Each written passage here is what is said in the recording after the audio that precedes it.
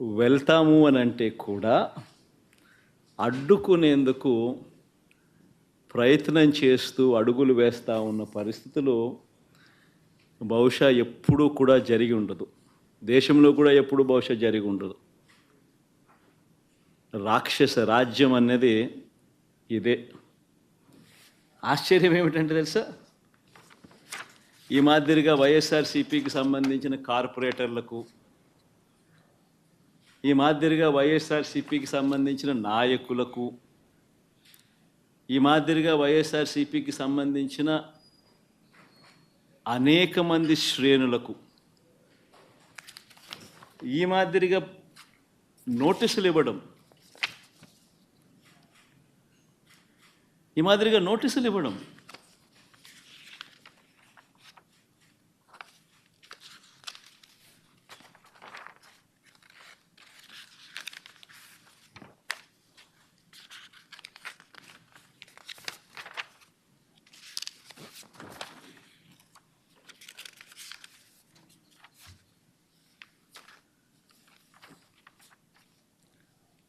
నోటీసులో ఏమని రాస్తారు?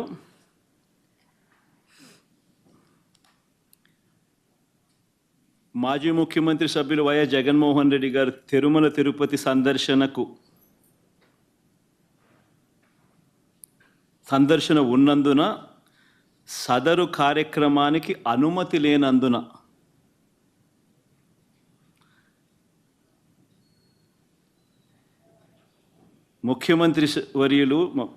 మాజీ ముఖ్యమంత్రి వర్యులు వైఎస్ జగన్మోహన్ రెడ్డి గారి తిరుమల తిరుపతి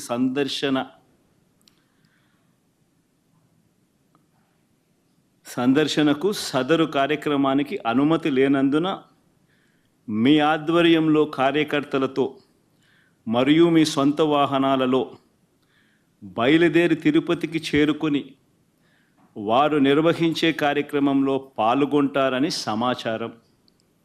కావున అనుమతి లేని పై తెలిపిన కార్యక్రమమందు పాల్గొనడం చట్టరీత్యా వ్యతిరేకమని తెలియజేస్తూ ఇవ్వబడుతున్న నోటీసు.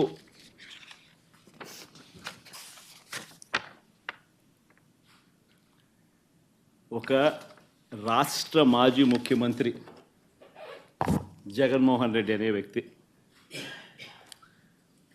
ఒక రాష్ట్ర మాజీ ముఖ్యమంత్రి అయిన జగన్మోహన్ రెడ్డికి తిరుమల తిరుపతి దేవస్థానంలో దేవుడిని దర్శించుకునేందుకు వెళ్తాను అనంటే, వెళుతున్న నేపథ్యంలో మీకు పర్మిషన్ లేదు,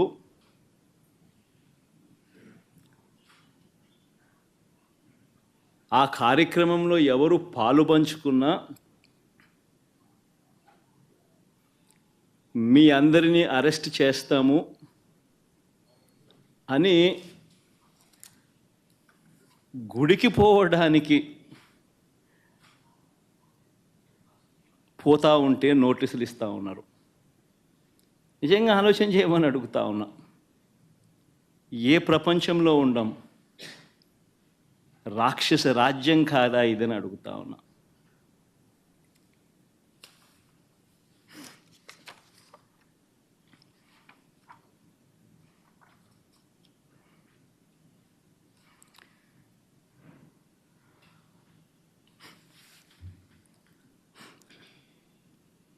ఒకవైపునేమో నన్ను ఇలా వెళ్ళనివ్వకుండా, ఒకవైపున వైఎస్ఆర్సీపీ శ్రేణులెవరూ కూడా వెళ్ళనివ్వకుండా ఈ మాదిరిగా నోటీసులు ఒకవైపున ఇస్తూ, మరోవైపున టీవీలలో చూస్తే ఆశ్చర్యకరమైన విషయాలు, చుట్టుపక్కల రాష్ట్రాల నుంచి కూడా బీజేపీ వాళ్ళని తప్పిస్తున్నారు. మరి బీజేపీ పై వాళ్ళకు తెలుసో తెలీదో నాకైతే తెలియదు, కానీ చుట్టుపక్కల వాళ్ళ దగ్గర నుంచి కూడా బీజేపీ వాళ్ళని కూడా అక్కడికి రప్పిస్తున్నారు. కొన్ని వేల మంది పోలీసులు అక్కడ మోహరించినట్టుగా చూపిస్తూ ఉన్నారు. నేను అడుగుతా ఉన్నా, ఎందుకు ఇంతగా టాపిక్ డైవర్ట్ చేయడానికి కోసం ఎందుకు ప్రయత్నం చేస్తూ ఉన్నారు? ఎందుకు ఇలా టాపిక్ డైవర్ట్ చేయడం కోసం ఎందుకు ఇంత ఆరాట పడతా ఉన్నారు?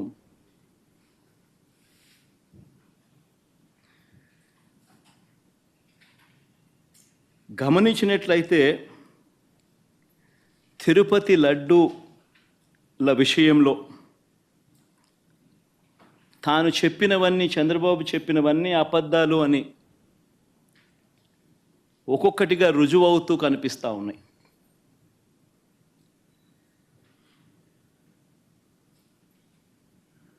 ఆ కనిపించే నేపథ్యంలో 100 రోజుల పాలన మీద టాపిక్ డైవర్ట్ చేస్తూ లడ్డూల టాపిక్ తీసుకొచ్చాడు. ఆ లడ్డూల టాపిక్లో చంద్రబాబు నాయుడు అడ్డగోలుగా తప్పు చేసి గుడి పవిత్రతను దెబ్బతీస్తూ అడ్డగోలుగా దొరికిపోయేసరికి మళ్ళీ ఈ టాపిక్ను డైవర్ట్ చేసేందుకు, లడ్డూల టాపిక్ను డైవర్ట్ చేసేందుకు కొత్తగా ఇప్పుడు డిక్లరేషన్ టాపిక్ తీసుకొచ్చి మళ్ళీ అది ఇంకొక రాజకీయం చేస్తూ ఉన్నారు. ఒకసారి గమనించినట్టయితే తిరుమల పవిత్రతను, స్వామివారి ప్రసాదం విశిష్టతను, తిరుమల పవిత్రతను, స్వామివారి ప్రసాదము విశిష్టతను, తిరుపతి దేవస్థానం పేరు ప్రఖ్యాతలను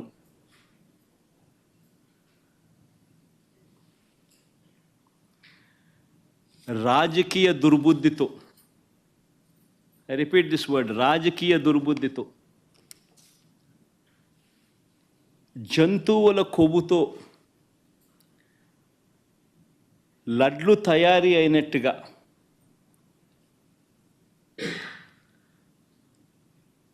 ఒక జరగని విషయాన్ని జరిగినట్టుగా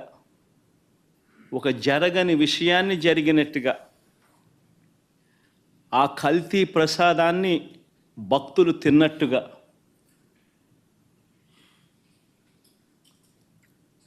నిజంగా ఒక ముఖ్యమంత్రి స్థానంలో ఉన్న వ్యక్తి తెలిసి అబద్ధాలు ఆడుతూ, అసత్యాలు చెబుతూ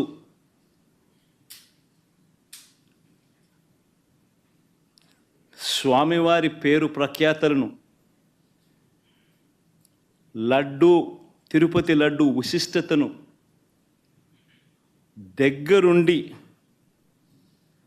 దగ్గరుండి అపవిత్రం చేసే కార్యక్రమం సాక్షాత్తు ఒక ముఖ్యమంత్రి చేస్తూ ఉంటే ఇంతకన్నా దారుణం ఎక్కడైనా ఉంటుందా, ఇంతకన్నా అధర్మం ఎక్కడైనా ఉంటుందా అని ఆలోచన చేయమని అడుగుతా ఉన్నా.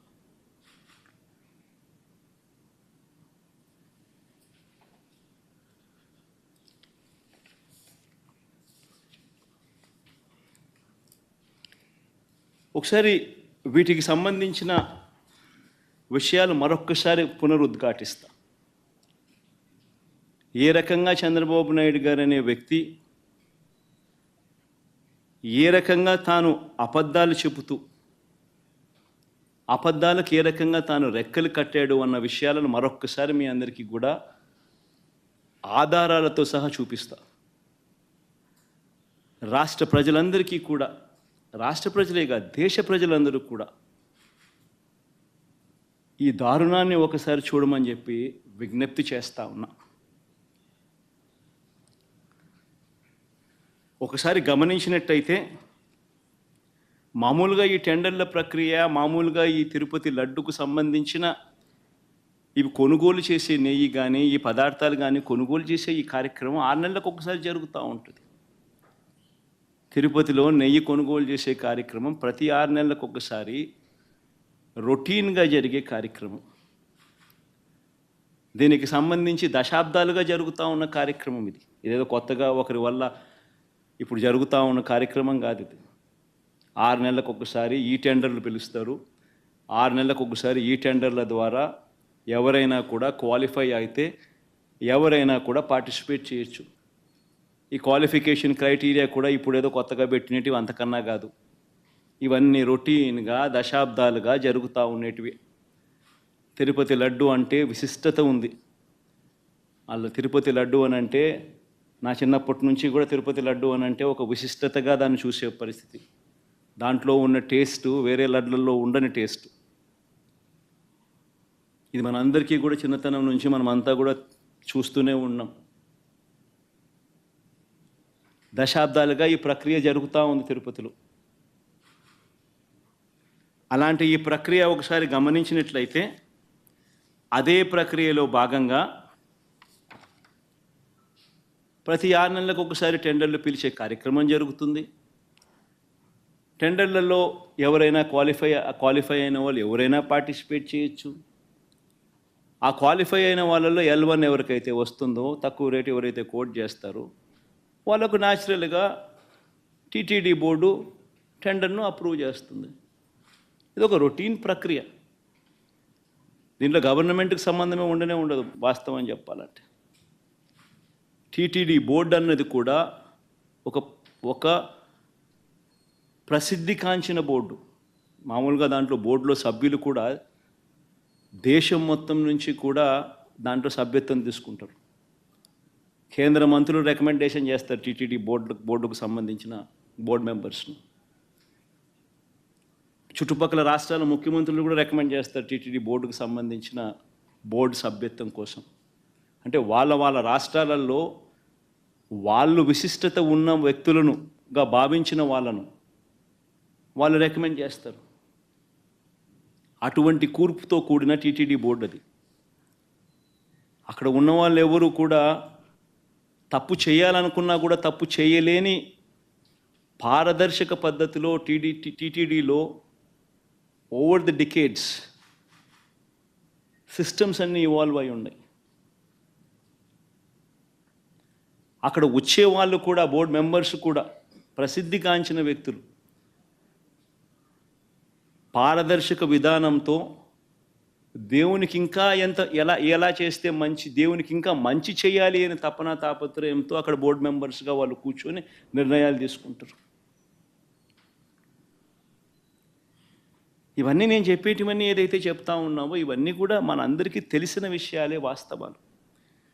ఇక్కడ ఈ ప్రక్రియలో కూడా ఇదే మాదిరిగానే టెండర్లు పిలిచారు. 6 నెలలకు ఒకసారి పిలిచే ఈ టెండరింగ్ ప్రక్రియలో ఆ టెండర్లలో క్వాలిఫై అయిన వాళ్ళను, L1గా ఎవరైతే వచ్చారో వాళ్ళను టెండర్స్ అప్రూవ్ చేసి వాళ్ళందరికీ కూడా ఇవ్వడం జరిగింది. ఆ టెండర్లలో అప్రూవ్ చేసిన వాళ్ళు ఒక్కరికే పూర్తిగా కూడా ఇచ్చే కార్యక్రమం కూడా జరగదు. వాళ్ళకు 65% మేరకు వాళ్ళకు ఆ మాదిరిగా ఇస్తారు. మిగిలిన వాళ్లకు అదే రేటుకు మిగిలిన వాళ్ళను కూడా తగ్గించి మిగతా వాళ్ళను కూడా ఇచ్చుకుంటూ పోతారు టెండర్లలో పార్టిసిపేట్ చేసిన వాళ్ళకు కూడా. ఇది రొటీన్గా జరుగుతూ ఉన్న కార్యక్రమాలు దశాబ్దాలుగా. ఇదే మాదిరిగా సప్లై చేసే వాళ్ళు సప్లై చేస్తూ పోతున్నారు. సప్లై చేసే మెకానిజంలో కూడా రోబస్ట్ పద్ధతులు ఉన్నాయి.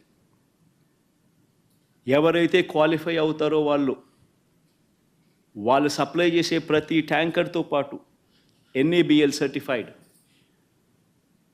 ల్యాబ్స్ నుంచి వాళ్ళు క్వాలిటీ చెక్ చేయించుకొని ఆ ట్యాంకర్లలో ఉన్న ప్రోడక్ట్ క్వాలిటీని నిర్ధారిస్తూ ఒక సర్టిఫికెట్ తీసుకొని వస్తారు.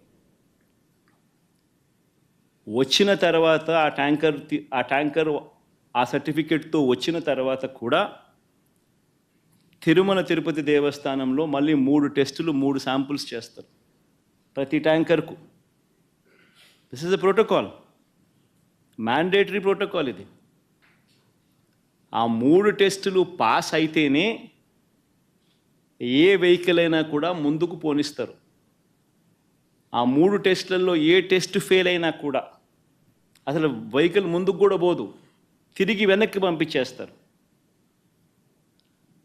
ఈ ప్రక్రియ దశాబ్దాలుగా జరుగుతూ ఉంది. చంద్రబాబు నాయుడు గారి హయాంలో 2014 నుంచి 19 మధ్యలో 14 నుంచి 15 సార్లు చంద్రబాబు నాయుడు హయాంలో ఇలానే ట్యాంకర్లు వస్తే క్వాలిటీ లేదని రిజెక్ట్ చేశారు, వెనక్కి పంపించారు. 14 నుంచి 15 సార్లు.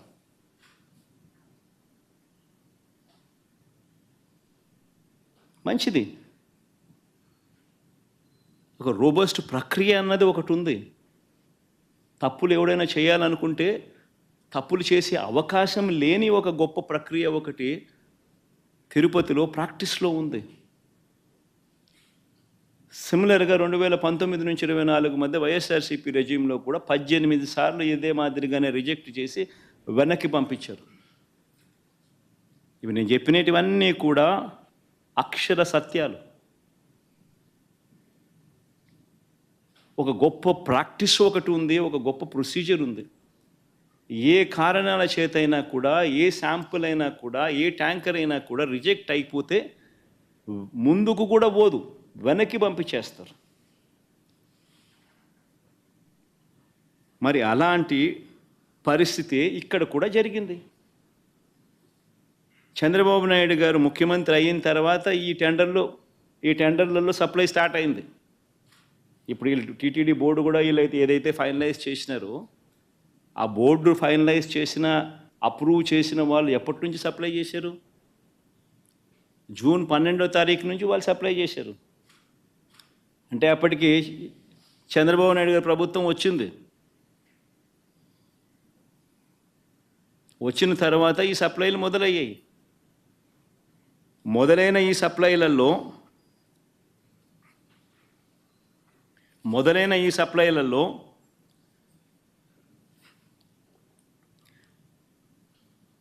జూన్ 12, జూన్ 21, జూన్ 25, జూలై 4న వచ్చిన ట్యాంకర్లన్నీ టెస్టులలో పాస్ అయి ముందుకు కదిలాయి, లడ్లలో ఉపయోగించారు.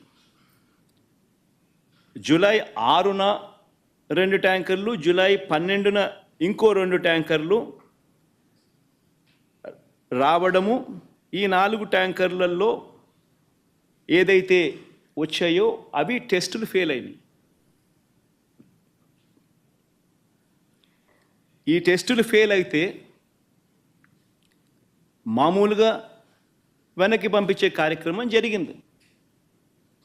ఈ టెస్టులు ఫెయిల్ అయినప్పుడు ఈ 3 టెస్టులు చేసిన తర్వాత వెనక్కి పంపించేదానికి పక్కన పెట్టేసి మామూలుగా CFTRI central food technological research institute మైసూరుకు పంపిస్తారు.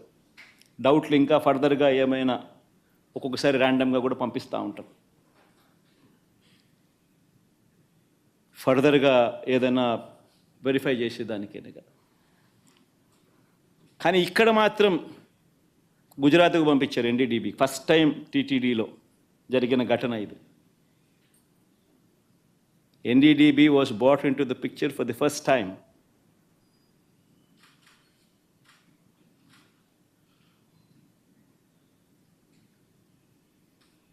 ఇప్పుడు గుజరాత్కు ఫస్ట్ టైం పంపించారు NDDB రిపోర్ట్. NDDB రిపోర్టుకు పంపిస్తే NDDB రిపోర్టు జూలై 23న వాళ్ళు శాంపుల్ వాళ్ళు ఈ టెస్ట్ రిపోర్ట్ పంపించినారు రిజెక్ట్ చేస్తూ. ఈ శాంపుల్స్ ఈ ట్యాంకర్లు ఏదైతే ఉన్నాయో వెనక్కి వెళ్ళిపోయాయి. రిజెక్ట్ చేయబడ్డారు. జూలై 23న రిపోర్ట్ వచ్చింది. TTD ఈవో వారికి పర్మిషన్ కూడా ఇవ్వలేదు. అవి వెనక్కి పంపించేశారు. ఇవే విషయాలు వెనక్కి పంపించినట్టుగా ఆ కంపెనీ వాళ్ళకు షోకాస్ నోటీసులు కూడా ఇచ్చారు.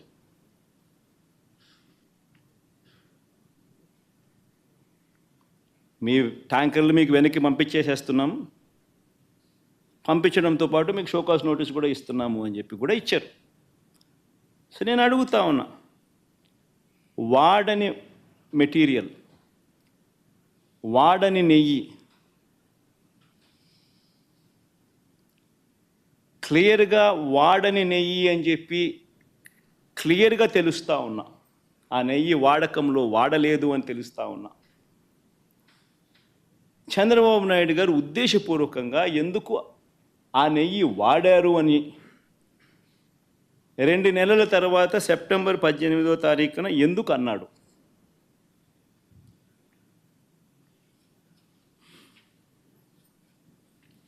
ఒకసారి ఈ వీడియో క్లిప్పింగ్లో ఒకసారి వినండి. జూలై 23వ తారీఖున అప్పటి ఈవో అంటే చంద్రబాబు నాయుడు గారి హయాంలో ఆయనే నియమించిన ఐఏఎస్ ఆఫీసర్ ఈఓ. ఆయన మాటలను ఒక్కసారి వినండి. 23వ తారీఖునే ఆయన అన్న మాటలు. సౌండ్ పెట్టుమా, సౌండ్ పెట్టి మొదటి నుంచి ప్లే చేయమ్మా.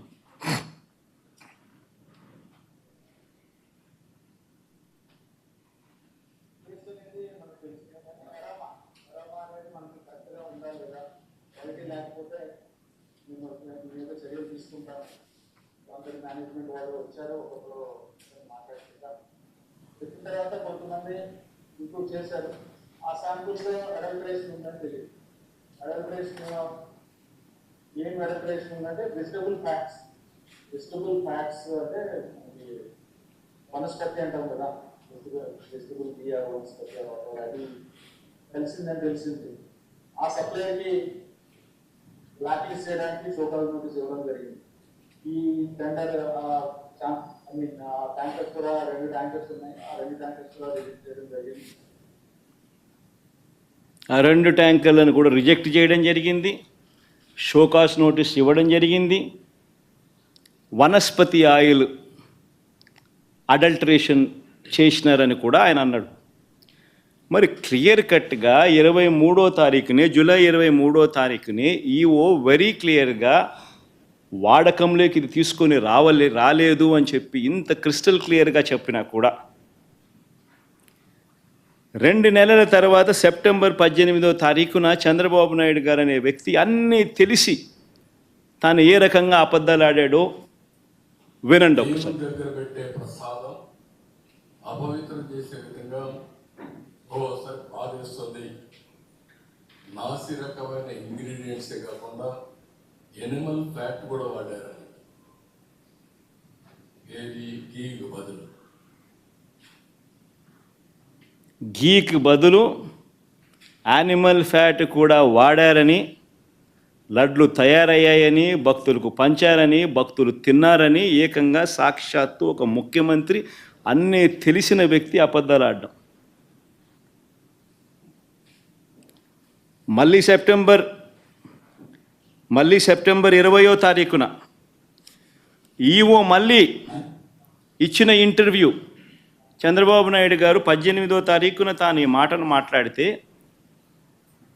సెప్టెంబర్ 19వ తారీఖున, అంటే చంద్రబాబు నాయుడు మాట్లాడిన మరుసటి రోజే సెప్టెంబర్ 19వ తారీఖున ఏకంగా తెలుగుదేశం పార్టీ వాళ్ళు వాళ్ళ తెలుగుదేశం పార్టీ ఆఫీసు నుంచి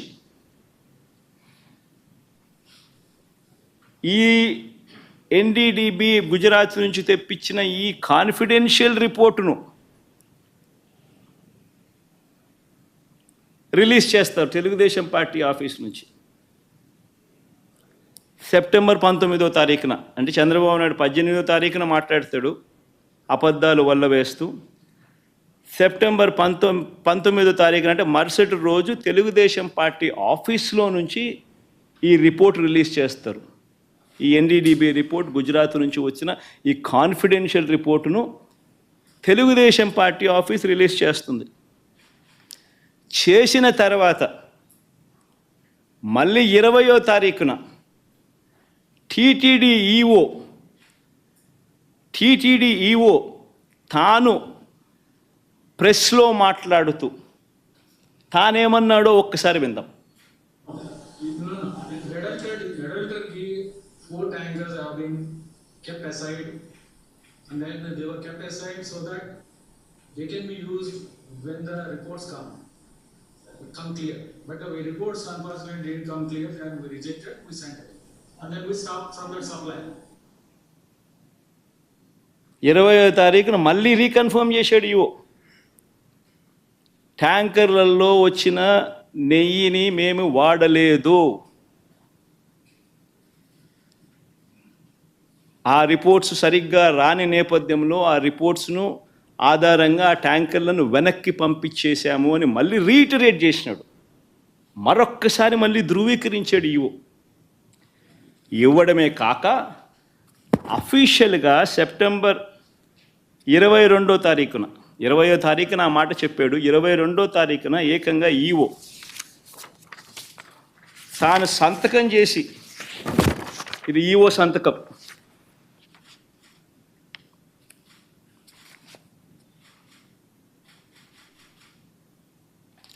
తాను సంతకం చేసి గవర్నమెంట్కు రిపోర్ట్ ఇచ్చాడు సెప్టెంబర్ 22వ తారీఖున. ఆ రిపోర్ట్లో ఆయన ఏమని ఇచ్చాడు? ఎక్కువ చదవనులే, క్లుప్తంగా చెప్తాను. హీ వాజ్ సెలెక్టెడ్ ఇన్ ఈ టెండర్, త్రూ ఈ టెండర్ ద్వారా సెలెక్ట్ అయ్యారు. Started supply from 12th June 2024. However, his two tankers on 6th July and two more tankers on 15th July were found to be of poor quality during our physical verification. Tarvata, accordingly, 4 samples were sent to NDDB lab. NDDP lab, Anand, Gujarat, confidentially for testing its quality. Confidentially అనే పదం నేను ఇక్కడ retreat చేస్తున్నాను. Confidentially for testing its quality. The report was received on 16th July and 23rd July. The adulterated cow ghee tankers supplied by the dairy was returned back. Vanaki పంపించేశాం and stopped further supplies from them, and show cause notice was issued to them.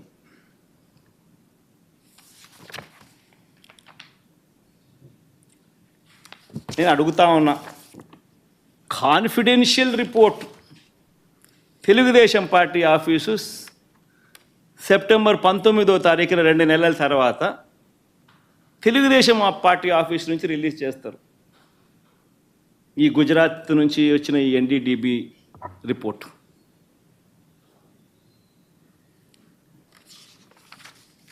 నేను అడుగుతా ఉన్నా, ఇవన్నీ తెలిసిన తర్వాత కూడా September 22వ తారీఖున EO ఈ report ఇచ్చిన తర్వాత కూడా సెప్టెంబర్ 22వ తారీఖున చంద్రబాబు నాయుడు ప్రెస్ స్టేట్మెంట్, అది కూడా ఒకసారి వినండి.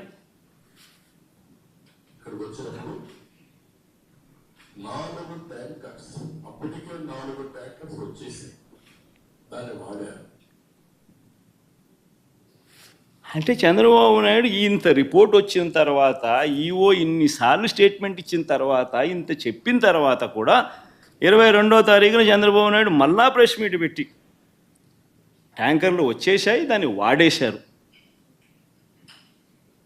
అని మళ్ళా అబద్ధాలు ఆడుతూ మళ్ళీ చెప్తాడు. నేను అడుగుతా ఉన్నా, ముఖ్యమంత్రి స్థానంలో ఉన్న వ్యక్తి కేవలం రాజకీయంగా లబ్ధి పొందేందుకు ఈ మాదిరిగా స్వామివారి ప్రసాదం విశిష్టతను, తిరుమల తిరుపతి దేవస్థానం ప్రతిష్టను,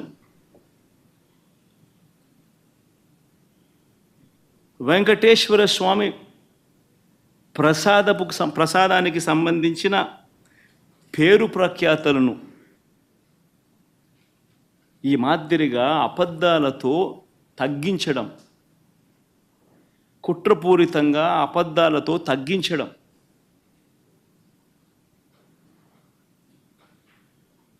అపవిత్రత కాదా అని అడుగుతా ఉన్నాం.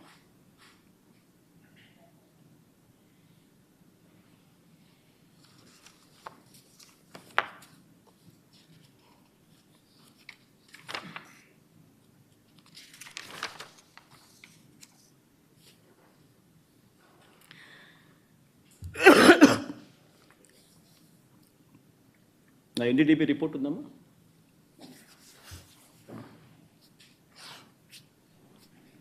పోనీ ఆ ఎన్డీడీబీ రిపోర్ట్, ఆ గుజరాత్ నుంచి వచ్చిన ఎన్డీడీబీ రిపోర్ట్, పోనీ ఆ రిపోర్ట్ అన్నా కానీ ఖచ్చితత్వం ఉందా? ఆ రిపోర్ట్ అయినా ఖచ్చితమైన రిపోర్టా అని అంటే ఒకసారి గమనిస్తే ఆ రిపోర్ట్లో వాళ్ళే డిస్క్లైమర్లు రాసినారు. ఆ రిపోర్ట్లో వాళ్ళే డిస్క్లైమర్లు రాశారు. ఆ రిపోర్ట్ ఒకసారి కూడా చూపించు, తప్పే ఉంది. ఆ రిపోర్ట్లో డిస్క్లైమర్ చూపించు, ఆ రిపోర్ట్ టెలికాస్ట్ పెట్టండి. ఆ రిపోర్ట్లో వాళ్ళే డిస్క్లైమర్ రాశారు. ఏమని రాశారు? ది ఎస్ వాల్యూ అంటే ఉండాల్సిన స్టాండర్డ్ వాల్యూ కన్నా ఉన్న స్టాండర్డ్ వాల్యూ ఆ శాంపుల్స్లో డీవియేషన్స్ ఉన్నాయి. కానీ హౌఎవర్ కానీ ఈ సర్కమ్స్టాన్సెస్లో ఒక false positive result can also be obtained. అంటే ఇలాంటి సర్కమ్స్టాన్సెస్లో ఒక false positive result can also be obtained అని డిస్క్లైమర్ కూడా ఇచ్చారు. ఆ false positive result can be obtained అనే డిస్క్లైమర్లో వాళ్ళు ఇచ్చిన పరిస్థితులు ఏమిటంటే, if the milk is obtained from bovine milk other than cow's milk,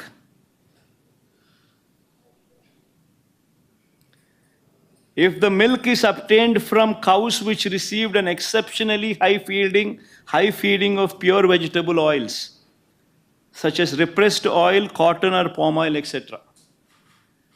అంటే ఈ శాంపుల్ గన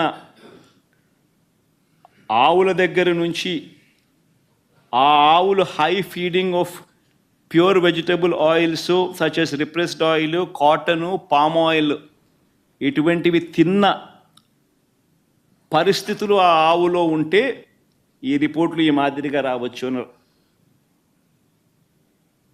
అని కూడా చెప్పడం జరిగింది.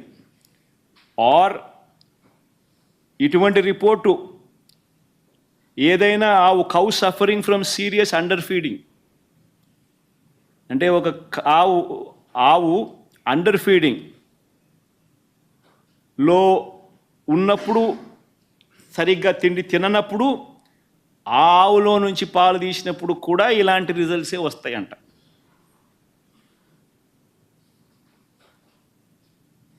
ఇవన్నీ రిపోర్ట్లో వాళ్ళు డిస్క్లైమర్స్ కింద రాసినారు.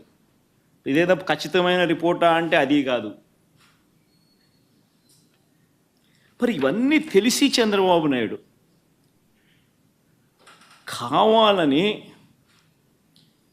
అబద్ధాలు ఆడుతూ తిరుపతి వెంకటేశ్వర స్వామి వారి విశిష్టతను, ప్రసాదానికి సంబంధించిన పవిత్రతను దగ్గర ఉండి కావాలని అబద్ధాలు చెప్పి అనుమానపు బీజాలు ప్రసాదం పుచ్చుకునే ప్రతి ఒక్కరిలోనూ లేపడం దుర్మార్గం కాదా అని అడుగుతా ఉన్నా.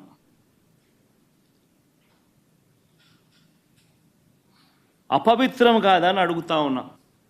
నీ రాజకీయ స్వార్థం కోసం వెంకటేశ్వర స్వామి ప్రతిష్టను దిగజారుస్తూ ఉన్నావు.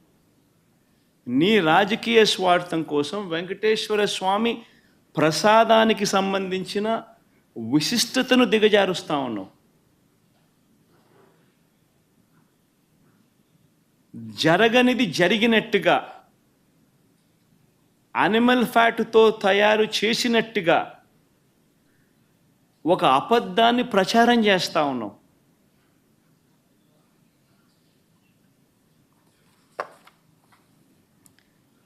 ధర్మమేనా అని అడుగుతా ఉన్నా. మరోవైపు ఇంకా ఇలా అబద్ధాలు రోజుకు ఒక్కొక్కడు ఒక్కొక్క అబద్ధాన్ని ప్రమోట్ చేస్తారు. ఈ మధ్యకాలంలోనే ఇంకొక అబద్ధాలను వీళ్ళు ప్రమోట్ చేస్తూ నందిని బ్రాండ్ను కూడా వాడడం లేదని అంటాడు. కేఎంఎఫ్ పక్కన కర్ణాటక మిల్క్ ఫెడరేషన్ వారి నందిని బ్రాండ్ అని. నేను అడుగుతా ఉన్నా, 2015 నుంచి 2019 చంద్రబాబు నాయుడు గారి హయాంలో 2015 నుంచి 2018 అక్టోబర్ దాకా నందిని బ్రాండ్ ఎందుకు లేదు? చంద్రబాబు నాయుడు గారు కొనుగోలు చేసిన 6 నెలలకు ఒకసారి పిలిచిన టెండర్ల ప్రక్రియలో ఎందుకు లేదు?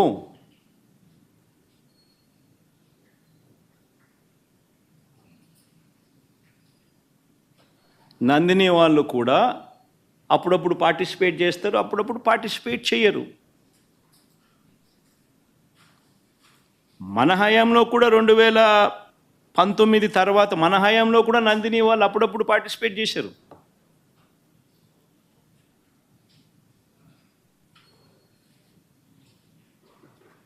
రేటు ఇంకోటి అంటాడు, 320 రూపాయలకి నెయ్యి ఎట్టు వస్తుందని. ఇంకా ఆశ్చర్యకరమైన విషయం అండి, నాకు అర్థం కాల. చంద్రబాబు నాయుడు గారి హయాంలో 2015 నుంచి 19 వాళ్ళు ప్రొక్యూర్ చేశారు కదా నెయ్యిని. టెండర్లు పిలిచి ఇదే మాదిరిగానే ఈ టెండర్ల ద్వారా పిలిచి ప్రొక్యూర్ చేశారు కదా. ఏ రేటుకు ప్రొక్యూర్ చేసినారు? అదే క్వాలిటీ నెయ్యే కదా ఇప్పుడు కూడా. అప్పుడు అదే క్వాలిటీ, ఇప్పుడు అదే క్వాలిటీ. దశాబ్దాలుగా నెయ్యి క్వాలిటీ అదే, కొత్తగా మారింది ఏమీ లేదు. అవే ఆవులు, అవే డైరీలు, అవే ఆవులు, అవే పాలు, అవే నెయ్యి, అదే క్వాలిటీ. ఆ క్వాలిటీ ఉంటే తీసుకుంటారు, లేకపోతే తీసుకోరు. చంద్రబాబు నాయుడు హయాంలో నెయ్యి ఏ రేటుకు కొన్నారు? 276 రూపాయలు 2015లో కొన్నారు టెండర్ల ద్వారానే. 2019 జనవరిలో, అంటే ఆయన చివరి దాంట్లో 324 రూపాయలు కొన్నారు. మన అటేటప్పుడు ఇక్కడ 320 కొంటే తప్పేముందయా? ఉన్న రేట్ అది. వాళ్ళు టెండర్లలో వాళ్ళు కోట్ చేసినారు, L1 కింద ఎవడైతే వాళ్ళకి ఇచ్చినారు. ఏం తప్పు జరుగుతూ ఉంది? నీ హయాం అంతా ఇదే రేట్లతోనే జరిగాయి, కొనుగోలు చేశారు. మరి ఇప్పుడు కూడా అదే రేట్లతోనే కొనుగోలు జరుగుతూ ఉంది. కేవలం చంద్రబాబు నాయుడు ఇప్పుడు ఆయన హెరిటేజ్ పాలను కార్టెల్ ఫామ్ చేసి నెయ్యి రేట్లు పెంచేసి ఆ కార్టెల్లో చంద్రబాబు నాయుడు హెరిటేజ్ కంపెనీ లాభపడాలనే ఉద్దేశంతో కొత్తగా ఇప్పుడు రేట్లు పెంచడం కోసం అని చెప్పి కొత్తగా ఇప్పుడు మాట్లాడుతూ ఉన్నాడు చంద్రబాబు నాయుడు. అదే క్వాలిటీ నెయ్యి, అయ్యే స్పెసిఫికేషన్సే నువ్వు అడిగేది. దశాబ్దాలుగా నువ్వు అయ్యే స్పెసిఫికేషన్స్ అడుగుతున్నావు.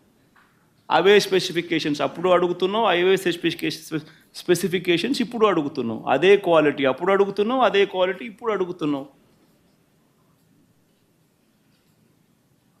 తిరుపతి లడ్డు అన్న విశిష్టత మనం చాలా గొప్పగా చెప్పుకుంటాం. తిరుపతి లడ్డు టేస్ట్ చాలా బాగుంటుంది అని, గొప్ప టేస్ట్ అని. మన అదే క్వాలిటీ టేస్ట్, అదే నెయ్యి, అదే క్వాలిటీ, అదే టేస్టు. అప్పుడైనా అంతే, ఇప్పుడైనా అంతే, ఎప్పుడైనా అంతే. మరి ఈ మాదిరిగా అబద్ధాలు ఆడడం ఎంత మటుకు ధర్మం?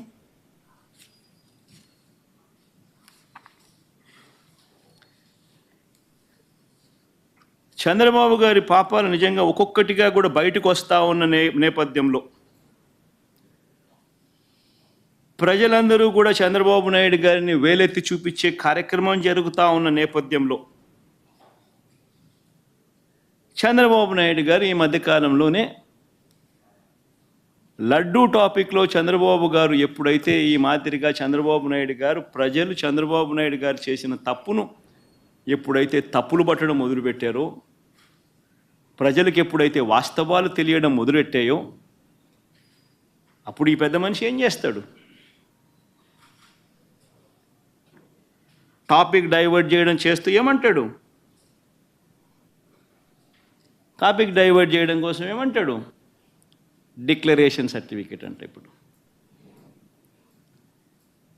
నిజంగా ఆశ్చర్యం కాదా? జగన్ ఏమన్నా కొత్తనా? రాజశేఖర రెడ్డి గారు ఏమన్నా కొత్తనా? నా మతం ఏమిటని తెలియదా ఎవరికైనా ఆంధ్ర రాష్ట్రంలో కానీ దేశంలో కానీ? నా కులం ఏమిటి అని చెప్పి ఎవరికి తెలియదా రాష్ట్రంలో కానీ దేశంలో కానీ? రాజశేఖర రెడ్డి గారు 5 సంవత్సరాలు ముఖ్యమంత్రిగా ప్రతి సంవత్సరం బ్రహ్మోత్సవాలకు వస్త్రాలు నాన్నగారే సమర్పించారు. నాన్నగారు కొడుకునే కదా నేను కూడా తిరుపతికి ఎన్నోసార్లు పోయా కదా ఇంతకుముందు కూడా, ముఖ్యమంత్రి కాకమునుపు. అంతెందుకు నా పాదయాత్ర మొదలెట్టేటప్పుడు వెంకటేశ్వర స్వామి ఆశీస్సులు తీసుకుని మొదలెట్టా. నా పాదయాత్ర అయిపోయిన తర్వాత నేరుగా తిరుపతికి వెళ్ళి కాలినడకన కొండెక్కా. తిరుపతికి వెళ్ళి కాలినడకన కొండెక్కా. కొండెక్కి వెంకటేశ్వర స్వామి దర్శనం చేసుకొని తర్వాతనే ఇంటికి పోయా. నా పాదయాత్ర అయిపోయిన తర్వాత, నా 3648 కిలోమీటర్లు నా పాదయాత్ర అయిపోయిన తర్వాత. ఇవన్నీ తెలియవా రాష్ట్ర ప్రజలకు? మన అప్పుడు చంద్రబాబు నాయుడు గారు ప్రభుత్వమే కదా అప్పుడు ఉండింది. అప్పుడు నేను ప్రతిపక్ష నాయకుడినే కదా అప్పుడు. మన ఆయన కళ్ళ ముందరనే కదా వెళ్ళింది, తిరుపతి కొండెక్కింది 2 సార్లు. మళ్ళీ దాని తర్వాత నేను ముఖ్యమంత్రి అయినా. 5 సంవత్సరాలు తిరుపతి బ్రహ్మోత్సవాలకు దగ్గరుండి వస్త్రాలు నేనే సమర్పించా. వస్త్రాలను నెత్తిన పెట్టుకుని మోసుకుంటూ వెళ్ళి వెంకటేశ్వర స్వామి మీద భక్తి శ్రద్ధలు చూపిస్తూ వెంకటేశ్వర స్వామికి బట్టలు సమర్పించడం జరిగింది. నేను అడుగుతా ఉన్నా, ఫస్ట్ టైం ఎవడన్నా పోతా ఉన్నప్పుడు నువ్వేదో ఇట్లా మాటలు మాట్లాడినా అర్థం ఉంది. 10 సార్లు 11 సార్లు పోయిన తర్వాత ఈరోజు నేను తిరుమల తిరుపతి దేవస్థానానికి నేను పోతానంటే నేను అడ్డుకుంటూ ఈ మాదిరిగా నువ్వు నోటీసులు ఇస్తూ ఈ మాదిరిగా తిరుమల తిరుపతి దేవస్థానానికి నేను పోకూడదు అని చెప్పి ఈ మాదిరిగా నోటీసులు ఇస్తూ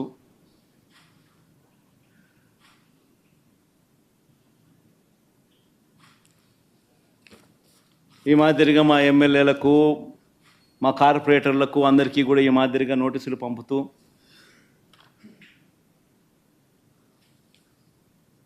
నేను అడుగుతా ఉన్నా, ఒక రాష్ట్ర ముఖ్యమంత్రి ఇంకా 5 సంవత్సరాలు బ్రహ్మోత్సవాలలో తిరుమల తిరుపతి దేవస్థానానికి వస్త్రాలు సమర్పించిన నేను, ఇన్నిసార్లు తిరుమల తిరుపతి దేవస్థానానికి వెళ్ళిన నేను, ఈరోజు తిరుమల తిరుపతి దేవస్థానానికి నేను రాకూడదట, పోకూడదట.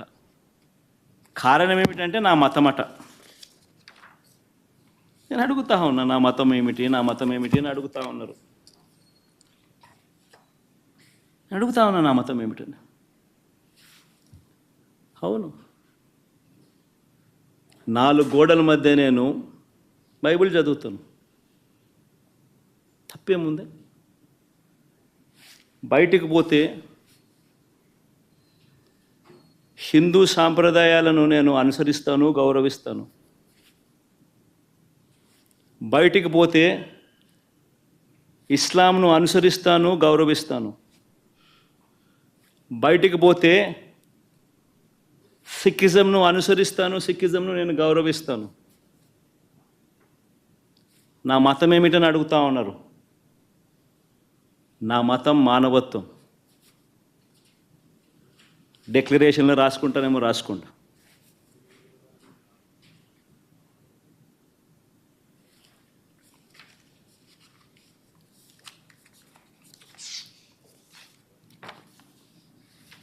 భారతదేశం కాన్స్టిట్యూషన్ నేను ఒకసారి చదువుతా. According to the preamble, India is a sovereign, socialist, secular, democratic republic. Secular అనే పదానికి అర్థం తెలుసని అడుగుతా ఉన్నా. గుడికి పోయే వ్యక్తిని నువ్వు ఏ మతము అని అడుగుతా ఉన్నావు. ఏ మతము అని చెప్పకపోతే గుడిలోకి ఎంటర్ కాకూడదు అని అంటా ఉన్నావు. సెక్యులర్ దేశం అని చెప్పి చెప్పుకుంటా ఉన్నాం. ఒక ముఖ్యమంత్రిగా పరిపాలన చేసిన వ్యక్తి పరిస్థితి ఇదే అయితే ఇక ఆ దళితుల పరిస్థితి ఏమిటి? గుళ్ళలో పోగలుగుతారా? పోయే పరిస్థితి ఉందా? పోనిస్తారా? రానిస్తారా? ఏం చేస్తూ ఉండు? నిజంగా రాజకీయాల్లో మతం పేరుతో రాజకీయాలు చేయడం ఎంత దౌర్భాగ్యమో నేను ఇదే బీజేపీ పార్టీని కూడా అడుగుతా ఉన్నా. బీజేపీ పార్టీ గొప్పగా చెప్పుకుంటుంది హిందూయిజానికి మేమే మేమే హిందూయిజానికి మేమే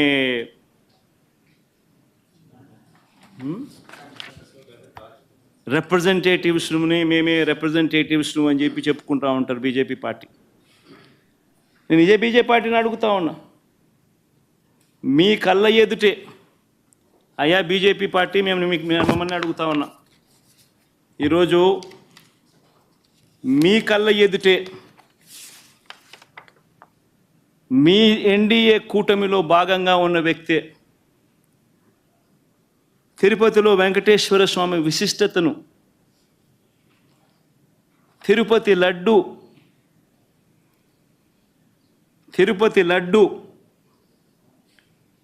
పేరు ప్రఖ్యాతలను, వెంకటేశ్వర స్వామి వైభవాన్ని దగ్గరుండి అబద్ధాలు చెబుతూ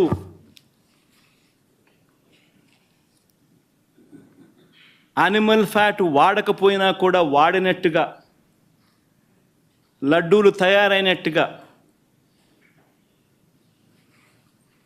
ఇన్ని ఆధారాలతో సహా రుజువు అవుతా ఉన్నా కూడా అబద్ధాలతో దుష్ప్రచారం చేసి తిరుమల తిరుపతి వెంకటేశ్వర స్వామిని అపవిత్రం చేసిన ఈ చంద్రబాబు నాయుడు గారిని ఎందుకు మీరు మందలించలేకపోతా ఉన్నారు? ఎందుకు మీరు వెనకేసుకొని వస్తూ ఉన్నారు? హిందూయిజంకు మీరే టార్చ్ బేరర్స్ అని చెప్పుకుంటారు. అంటే మీ వాళ్ళు ఏం చేసినా కానీ పర్వాలే, మిగిలిన వాళ్ళు ఏం చేసినా కూడా తప్పే. ఇదెక్కడ హిందూయిజం? ఆలోచన చేయమని అడుగుతా ఉన్న ఈ సో కాల్డ్ హిందూయిజానికి టార్చ్ బేరర్స్గా చెప్పుకుంటా ఉన్న వీళ్ళందరినీ కూడా ఆలోచన చేయమని అడుగుతా ఉన్నా. నిజంగా హిందూయిజం అంటే ఏమిటి అని అంటే మానవత్వం చూపేదే హిందూయిజం. మానవత్వం చూపలేని వాళ్ళు ఎవరు కూడా నేను మంచి హిందువునని కూడా చెప్పుకునే కార్యక్రమం చేయలేరు.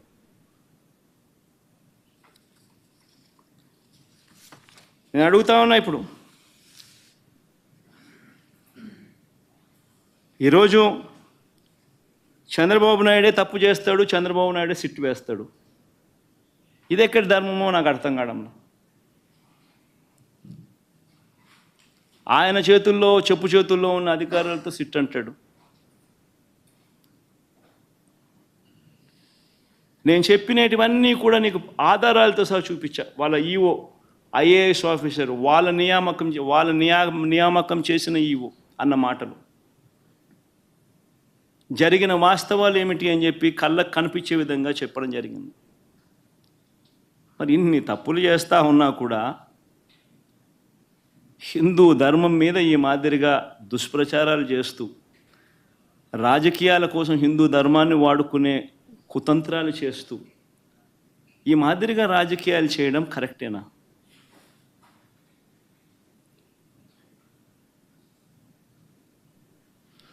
ప్రతి ఒక్కరు ఆలోచన చేయమని అడుగుతా ఉన్నాను. నన్ను గుడికి పంపించినా పంపించకపోయినా కానీ చంద్రబాబు నాయుడు చేసిన పాపాన్ని రాష్ట్ర ప్రజల మీద పడకుండా ఉండేందుకు,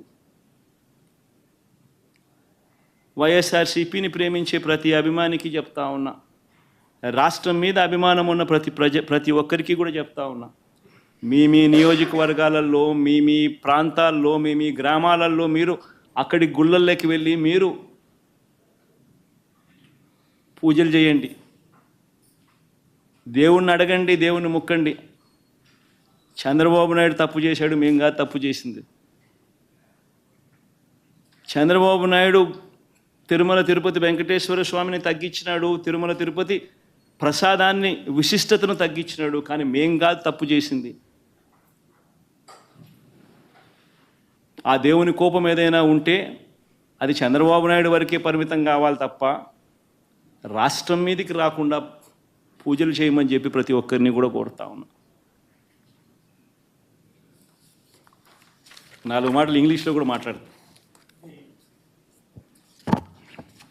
4 మాటలు ఇంగ్లీష్లో కూడా చెప్తే ఇంగ్లీష్లో కూడా వాళ్ళకు కూడా అర్థమయ్యే పరిస్థితి కూడా జరుగుతుంది కాబట్టి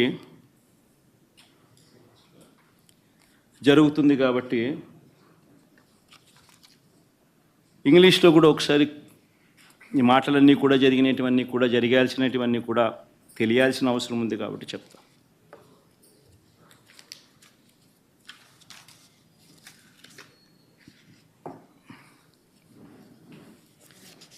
Never in the history of Andhra Pradesh,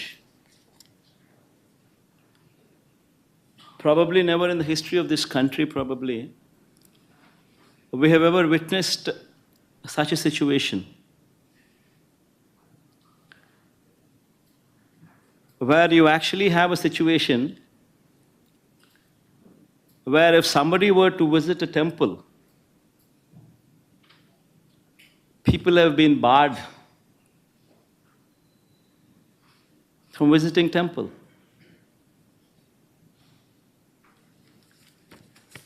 These are the notices given to YSRCP cadre, MLAs, corporators, sarpanches, MPTCs, ZPTCs, this kind of cadre. These are the various notices.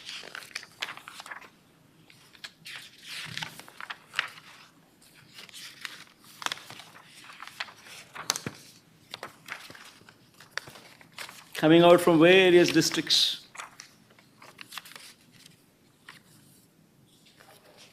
And you know what these notices say? They say, even though they are in Telugu, I would translate them into English for better understanding. The notices say that the ex-Chief Minister Y.S. Jagan Mohan Reddy is visiting Tirumala Tirupati Devasthanam, and that program does not have the approval of the government, and if any karyakarta participates in this program, cases would be booked on them. That is the gist of these notices.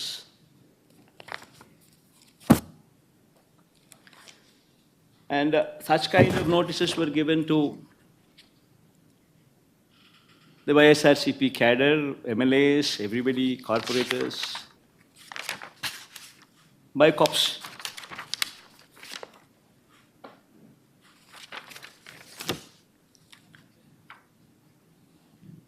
I know the surprising factor is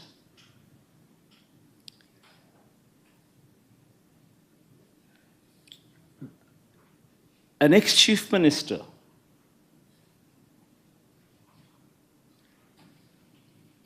who has visited Tirumala Tirupati Devasthanam temple not once but several times before. Even before becoming the chief minister also, during the beginning of my Padayatra and also during the end of my Padayatra after concluding my 3,648 kilometers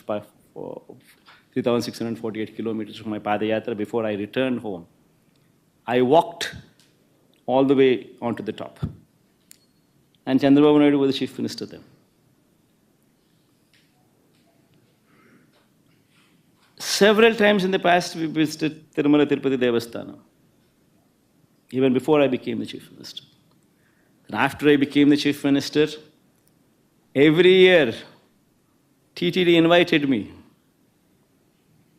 And on their invitation, I had the opportunity to give clothes to Lord Venkateshwara Swami. Every year. And today, to divert the topic from the deeds that have been committed, from the faults that have been committed by Chandrababu Naidu, they have brought up another topic onto the forefront, barring people from entering the temple.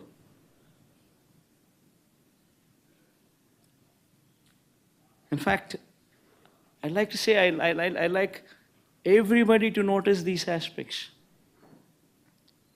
I like everybody to see these aspects. What happened during the so-called controversy on laddus?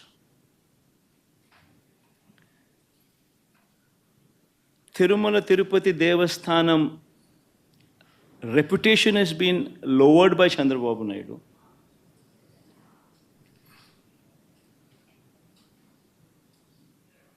The pride of our laddus was diminished by Chandrababu Naidu. He intentionally planted a seed of doubt that the laddus were not good to eat, even though he knew very well that he was lying. I mean, if one were to just see the facts, what took place.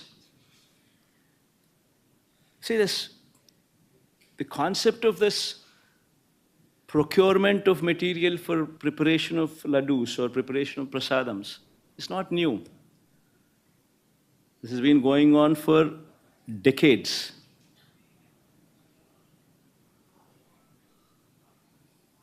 Tirumala Tirupati Devasthanam board is a very pristine board.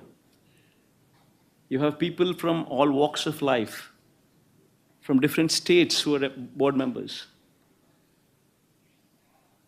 In fact, to get a membership onto the board, you actually have recommendations from central ministers. You have recommendations from the neighboring state chief ministers. Such is the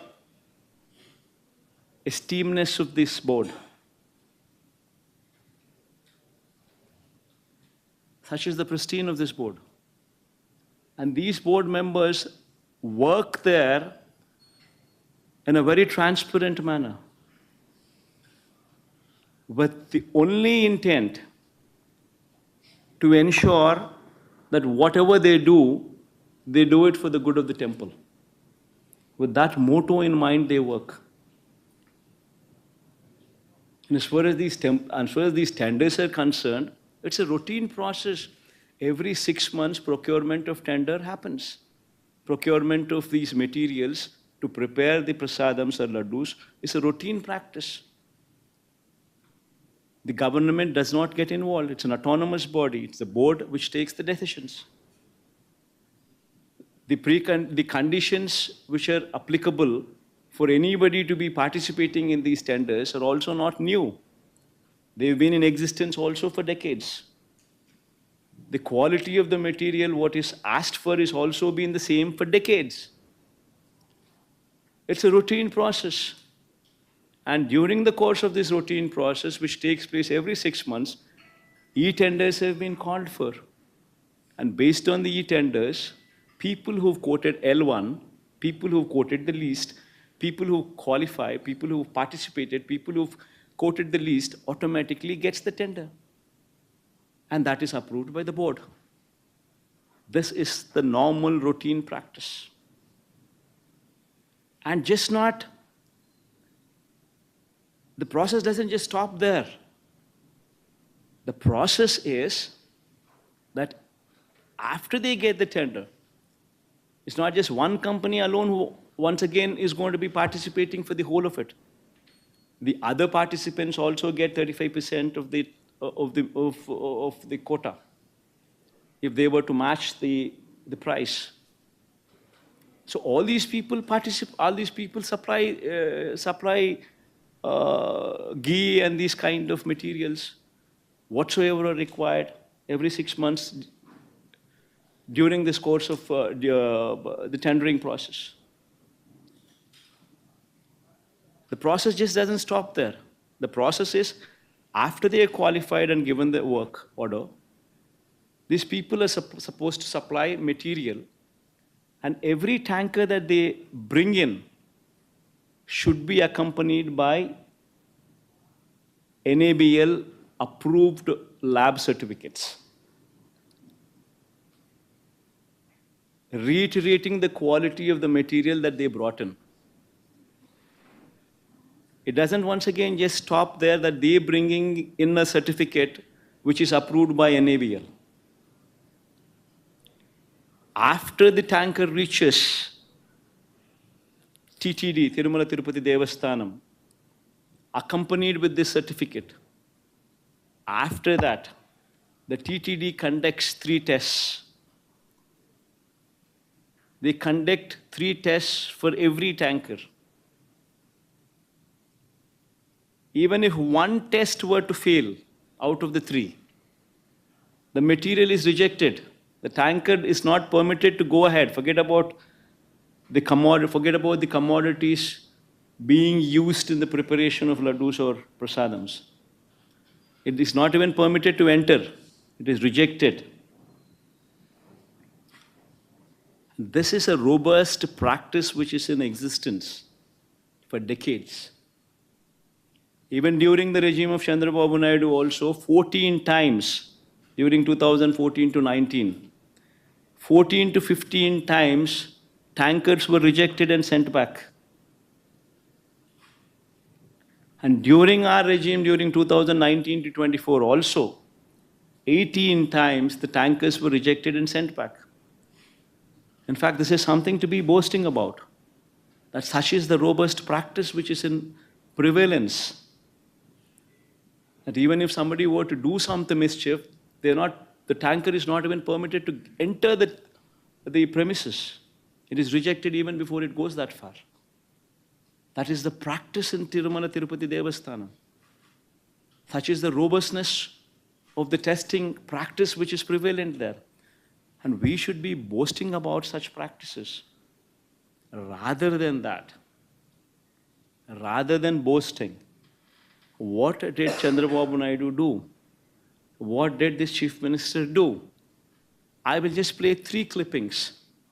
What happened during the course, one should understand. 10 days have been called. 10 days, the material was supplied. On June 12th, the first material which is reached Tirupati was on June 12th. June 12th, by then Chief Minister, who was the Chief Minister by then? June 4th itself, the results came out. June 12th, it was Chandrababu Naidu's regime which was in prevalent. And the first container, the first tanker came on June 12th. June 12th, 21st, 25th, July 4th, whatever the tankers have come, they all passed through the tests. Good for everybody. They passed through all the 3 tests and then they were permitted to go in. Then again on July 6th and July 12th, 4 more tankers came in which did not pass the test conducted, which did not pass these 3 tests, which were 3 tests conducted on every tanker, and they were rejected. They were not permitted to go inside. While this is the reality of the case, that the material was not even consumed, it was sent back because they have failed the test. What did Chandrababu Naidu do? On July 6th and July 12th, the 4 tankers which came in, which did not pass the test and which were sent back because they did not pass the test. This was reiterated by the Tirupati EO, who is an IAS officer posted by Chandrababu Naidu himself in his regime. And what did he say? See, these reports, which were rejected in 3 tests, which were rejected because they did not pass these 3 tests, were sent to NDDB, Gujarat. This NDDB Gujarat lab also came into the picture for the first time. Usually TTD does not, over the decades, never sent their sample all the way to Gujarat. Usually the samples are sent to CFTRI, which is Central Food Technological Research Institute, Mysore. but for some strange reason, first time, NDDB Gujarat was brought into the picture. Fine. On 6th and 12th, when these tankers came and when they were rejected, these samples were once again sent to NDDB. On July 17th, then July 23rd and 17th, they also received, July 23rd, they also received the results. While the tankers were never permitted to go inside, they were rejected. Now, while this is the reality that the tankers were not permitted to go in, the tankers were rejected, and a show cause notice was issued to the supplier that these tankers have been rejected and sent back, along with a show cause notice. While this is the reality, what happened during the course? On 23rd July itself, the EO of TTD confirmed this information to the media. I'll just play that tape. Aspect ఏంటంటే case అనేది మనకు తెలిసిందే, కానీ ఎరామా అనేది మనకి కరెక్ట్గా ఉండాలి. Quality లేకపోతే మేము మీద చర్యలు తీసుకుంటాము. అందరి మేనేజ్మెంట్ వాళ్ళు వచ్చారు, ఒక్కొక్కరు చెప్పిన తర్వాత కొంతమంది ఇంప్రూవ్ చేశారు. ఆ శాంపుల్స్లో అడల్టరేషన్ ఉందని తెలియదు. అడల్టరేషన్ ఏం అడల్టరేషన్ ఉందంటే విజిటబుల్ ఫ్యాక్ట్స్. విజిటబుల్ ఫ్యాక్ట్స్ అంటే వనస్పతి అంటాం కదా, వెజిటబుల్ బియర్ వనస్పతి తెలిసింది. ఆ సప్లైకి బ్లాక్ లిస్ట్ చేయడానికి షోకాజ్ నోటీస్ ఇవ్వడం జరిగింది. ఈ టెండర్ ట్యాంకర్స్ కూడా 2 ట్యాంకర్స్ ఉన్నాయి, ఆ 2 ట్యాంకర్స్ కూడా రిలీజ్ చేయడం జరిగింది. The EO on July 23rd itself categorically told very clearly that the samples did not pass the 3 tests. The samples were sent to NDDB, and these tankers were rejected. So that means the government was aware that the tankers have been rejected and the material was not consumed. In spite of this,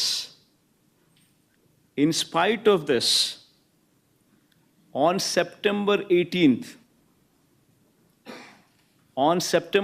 that is 2 months later, Chandrababu Naidu makes an intentional statement misleading the facts. Now, what does he say? దేవుని దగ్గర పెట్టే ప్రసాదం అపవిత్రం చేసే విధంగా ఆదేస్తుంది. నాసి రకమైన ఇంగ్రీడియంట్సే కాకుండా ఎనిమల్ ఫ్యాట్ కూడా వాడారని. ఏది వీగు బదులు. This man, Chandrababu Naidu, knowing very well that the material has been rejected, it did not even enter the premises of the TTD, yet this man carelessly, or rather intentionally, lies, spreads misinformation, says that this material was consumed and it had animal fat in it. Now, what happens after that? After September 18th, September 19th, the so-called confidential report from Gujarat, the NDDB report, the so-called confidential report from NDDB Gujarat is released from Telugu Desam Party office on September 19th.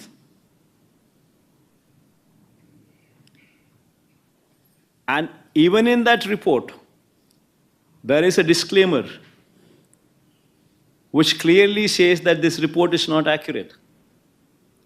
This report very clearly says that these are the S values, these are the standard values, and these are the deviations. However, these deviations could have taken place because of various factors such as these. That is the disclaimer. And in these disclaimers, they very clearly say that if at all the cow's milk is obtained from an exceptionally high feeding of pure vegetable oils, such as repressed oil, cotton, or palm oil, such deviation in S values could take place. If at all a sample is collected from cows suffering from serious underfeeding, also you will see deviations in S values. Also, you would find deviations if this milk is obtained from bovine milk other than cow's milk. And so on and so forth are the disclaimers which clearly say that there could be these reasons could all be a part for the S value deviations. And Chandrababu Naidu, knowing very well, in spite of this report, in spite of these disclaimers, in spite of the fact, knowing very well that this, irrespective of all these things, because this ghee did not pass through the 3 tests, was not even permitted to enter the TTD premises, and it was not consumed. Knowing very well, yet September 18th he makes a statement intentionally lying. September 19th his Telugu Desam Party office releases this so-called confidential data, so-called confidential report from Telugu Desam Party's office. Then on September 20th, the TTD EO, once again a government official, IAS officer, appointed by Chandrababu Naidu himself as TTD EO, once again addresses the press. And what does he say in that press? No. In Red ghee, 4 tankers have been kept aside, and then they were kept aside so that they can be used when the reports come clear. But the reports unfortunately didn't come clear, and we rejected, we sent it. And then we stopped from that supply. So the EO very categorically, once again on 20th, says that these tankers were rejected and sent away. And they were not used.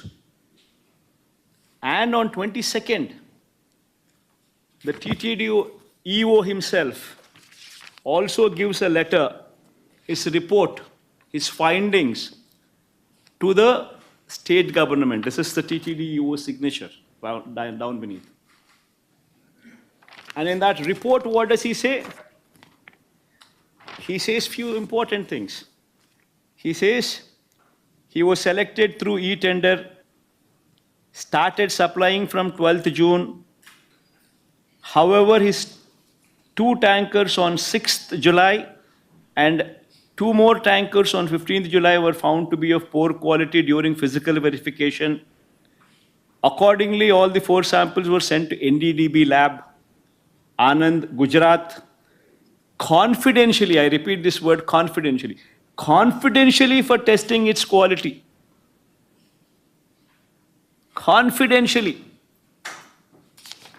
Then he further goes on to say, the adulterated cow ghee tanker supplied by the dairy was returned back and stopped further supplies. And a show cause notice was issued to them. So he once again reiterates his stand, reiterates and says the facts that these 4 tankers were rejected, they were not permitted to go inside, and they were not consumed. And yet, in spite of this, on September 22nd, once again, Chandrababu Naidu goes ahead and once again lies. ఇక్కడికి వచ్చినప్పుడు 4 tankers, అప్పటికే 4 tankers వచ్చేసాయి, దాన్ని వాడారు. On September 22nd, he once again reiterates his lies and says that this impure ghee was consumed. Now, a chief minister intentionally deviates from facts, knowing very well that these are the facts, deviates from facts, intentionally lies. And how is it fair?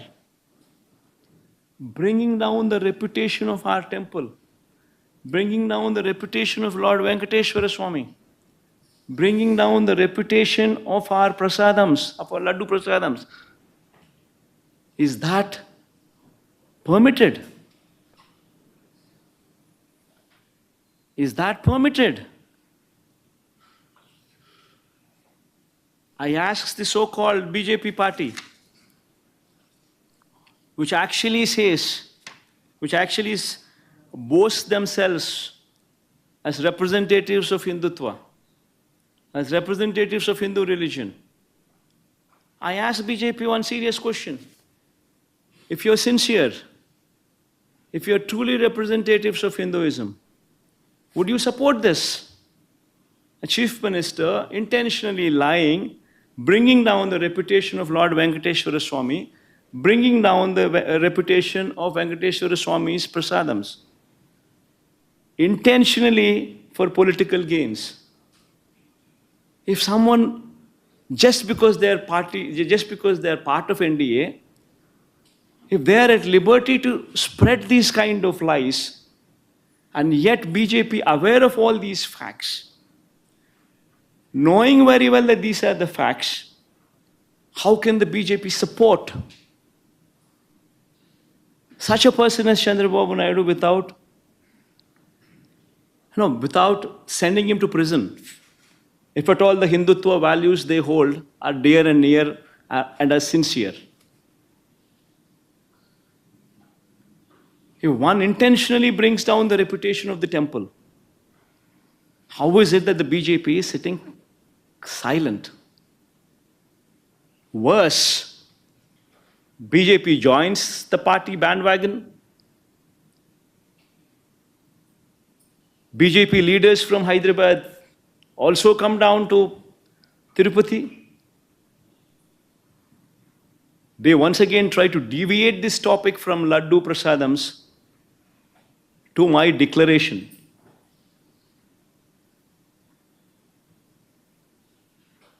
I seriously ask, all these people I ask, repeatedly these people say, what is my religion? I tell all these people, you want to know my religion? It's not new. Everybody in Andhra Pradesh knows who I am. Everybody in Andhra Pradesh, everybody in this country everybody knows who I am. Everybody knows who my father is. Who is my father?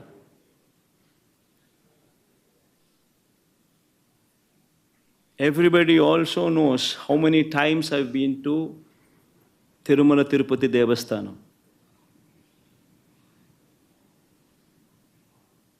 My father gave, in every Brahmotsavalu, my father was blessed with the opportunity to present clothes to Lord Venkateshwara Swami, to the temple. 5 years in a row he was blessed with that opportunity. Even before I became the chief minister, several times I had visited Tirumala Tirupati Devasthanam. Even before I had started my Padayatra, I took Lord Venkateshwara Swami's blessings before I started my Padayatra also. And even after my Padayatra, the conclusion, I had actually walked all the way to the top of the mountain, taken his blessings before my Padayatra could conclude. And later I became the chief minister. And 5 years, every Brahmotsavalu, I was blessed with the opportunity to present the clothes. Why is it that my religion was not questioned then? Why is it that my declaration was not a question then? I accompanied the Prime Minister. I accompanied all these people. The President. I accompanied the Chief Justice. I accompanied the Prime Minister. Why was it not a question then? I ask one simple question to everybody. In fact, this is the Constitution of India. According to the preamble, India is a sovereign, socialist, secular, democratic republic. This is the Constitution. And I say, what kind of country are we living in? That a person visiting the temple needs to disclose his religion before he is permitted to enter the temple. What kind of secularism is this? What kind of a secular country are we living in? I ask everybody. And if somebody were to ask what my religion is, I once again reiterate to everybody. In between the four walls in my house, I read the Bible. But when I go out of the house, I am a Hindu, I am a Muslim, I am also a Sikh.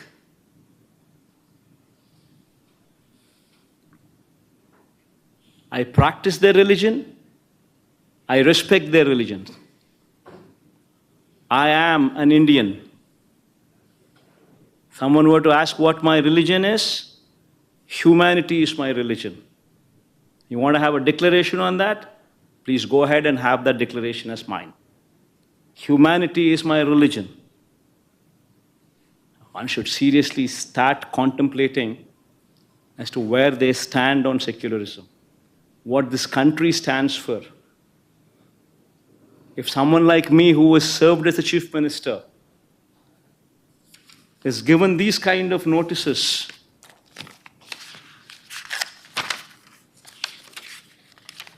someone like me who's visited Tirupati not once, but at least 10 times before, as a chief minister and before that as well, today for political reasons is being given these kind of notices.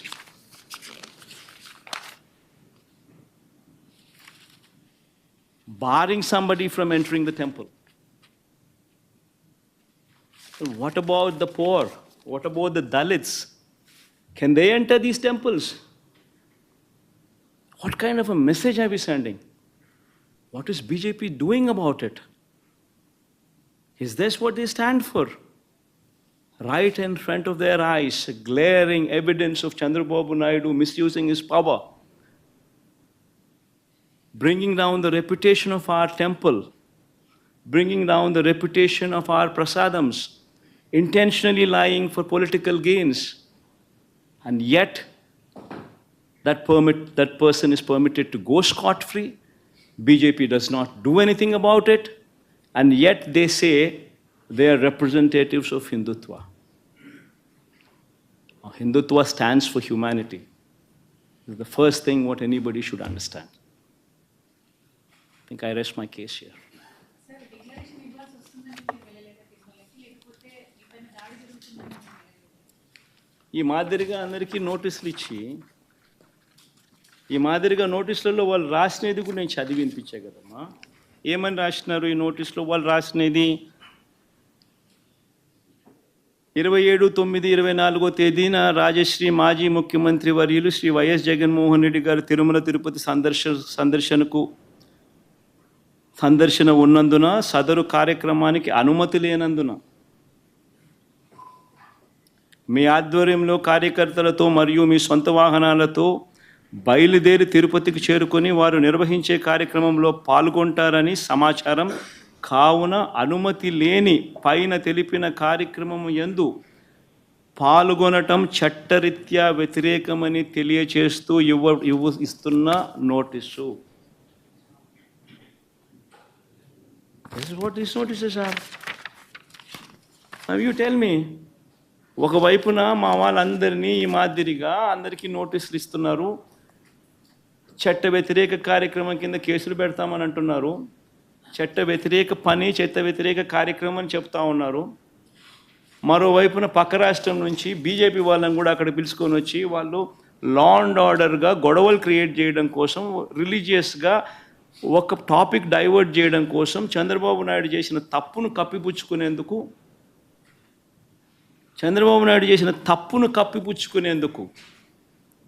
Topic divert చేసేందుకు, declaration అనే topic ద్వారా రాజకీయంగా topic divert చేసేందుకు, గొడవలు create చేసేందుకు పక్క రాష్ట్రం నుంచి బీజేపీ వాళ్ళని పిలిపిస్తాడు, వైఎస్ఆర్సీపీ వాళ్ళని ఎవరిని రాకుండా చేసే కార్యక్రమం చేస్తున్నాడు, పోలీసులను మోహరిస్తూ ఉన్నాడు.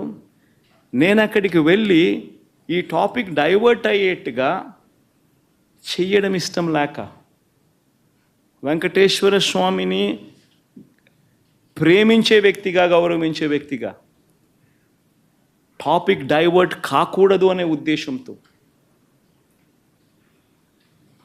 తిరుమల తిరుపతి లడ్డును చంద్రబాబు నాయుడు ఏ రకంగా అగౌరవపరిచినాడు, తిరుమల తిరుపతి వెంకటేశ్వర స్వామిని చంద్రబాబు నాయుడు గారు ఏ రకంగా అబద్ధాలతో అవమానించి అగౌరవపరిచాడో, ఆ చేసిన ఆ తప్పు సాక్ష్య ఆధారాలతో సహా బయటికి కనిపిస్తూ ఉన్న ఈ సత్యం బయటికి రావాలి. చంద్రబాబు నాయుడు చేసిన ఈ పాపం కడగబడాలి. ఈ పాపం రాష్ట్ర ప్రజల మీదకి రాకూడదు. పాపము చేసిన చంద్రబాబు మీద మీ దగ్గరే కట్టడి కావాలి. దానికోసం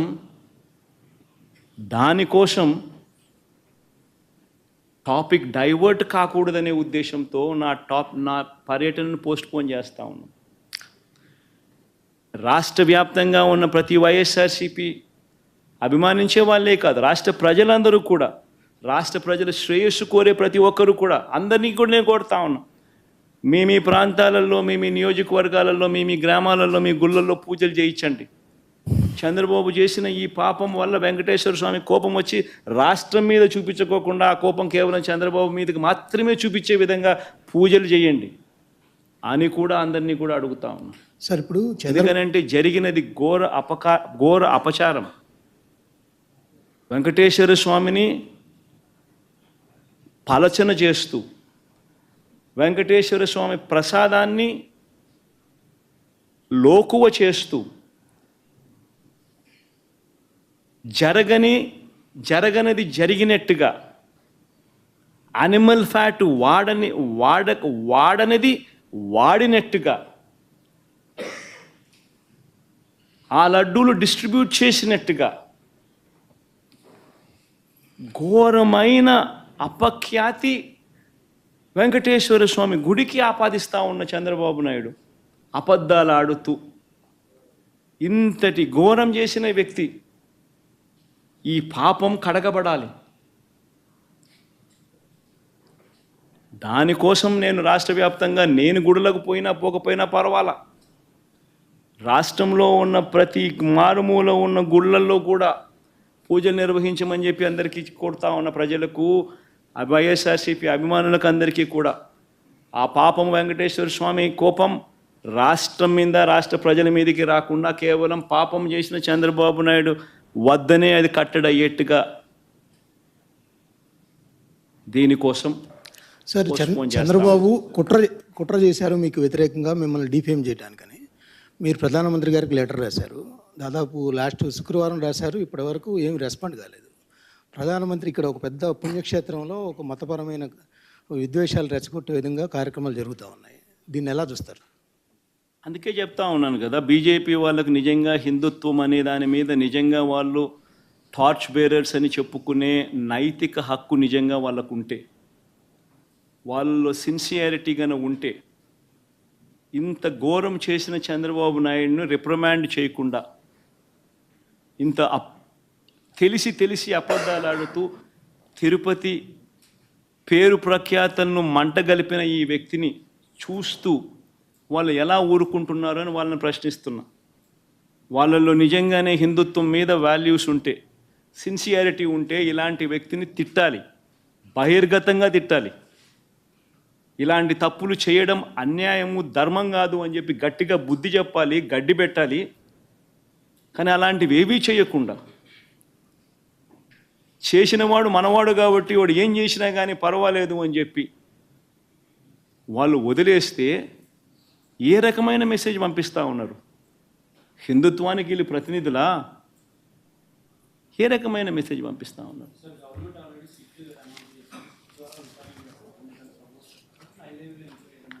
ఇంతకుముందే చెప్పే కదా దుర్గా, అసలు సిట్ అనేది ఏమిటి?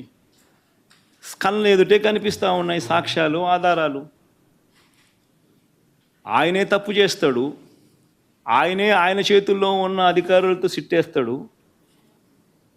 అది ఏ రకంగా ఆ సిట్టు వల్ల న్యాయం జరుగుతుంది? కంటికి కనపడతా ఉన్న సత్యాలు ఇవన్నీ కూడా, తప్పు చేసినాడని కనిపిస్తూ ఉన్న సత్యాలు కూడా. ఇవన్నీ నేను చెప్పినటువన్నీ కూడా వాళ్ళ ఈవో ఇచ్చిన స్టేట్మెంట్లు కానీ, వాళ్ళ ఈవో ఇచ్చిన వాళ్ళ రిపోర్ట్ కానీ, ఇవన్నీ ఏంటివి? కళ్ళ ఎదుటే కనిపిస్తూ ఉన్న సాక్ష్యాలు. ఇంకా సిట్ ఏంది, ఇంకోటి ఏంది, మన్నేంది? కంటికి కనపడడం లేదా? చంద్రబాబు నాయుడు అబద్ధం అన్నట్టు, చంద్రబాబు నాయుడు అన్యాయం చేసినట్టు. చంద్రబాబు నాయుడుకి ఇప్పుడు జరగాల్సింది ఏమిటి అని అంటే, ఇలాంటి ఘోరమైన తప్పులు చేయకుండా తిట్టుబడాలి. మతాన్ని, దేవుడిని రాజకీయాల్లోకి తీసుకొని రాకూడదు అన్న బుద్ధి జ్ఞానం చంద్రబాబు నాయుడుకు పడాలి. అది సుప్రీంకోర్టుల దగ్గర నుంచి పడాలి, ప్రధానమంత్రుల దగ్గర నుంచి పడాలి. అప్పుడే ఈ మనిషిలో జ్ఞానోదయం చెంది కొద్దో గొప్ప మార్పు వచ్చి ఈ మాదిరిగా మన గుడులను, మన పరువును, మన ప్రతిష్టను, మన ప్రసాదాన్ని మనమంతట మనమే పెంచుకోవాల్సింది పోయి, గొప్పగా చెప్పుకోవాల్సింది పోయి, ప్రసిద్ధి ఇంకా పెంచాల్సింది పోయి, మనమంతట మనమే మన గుడిని, మన ప్రసాదాన్ని, మన ప్రతిష్టను మనమే ప్రపంచానికి పలచన చేసి చూపించుకుంటా ఉన్నాం. ఇదెక్కడ హిందుత్వం అండి? ఇదెక్కడ హిందూయిజం అండి? హిందూయిజం అంటే ఇదే, మన దేవుని మనం తగ్గించుకోవడం, మనమంతకు మనమే మన లడ్డూ గురించి తప్పుడు ప్రచారాలు మనం చేయడం, రాజకీయ లబ్ధి కోసం మనమే అబద్ధాలు ఆడడం. ఇదెక్కడ హిందూయిజం అండి? సార్, మీ ప్రభుత్వ హయాంలో పనిచేస్తున్న సుబ్బారెడ్డి గారిని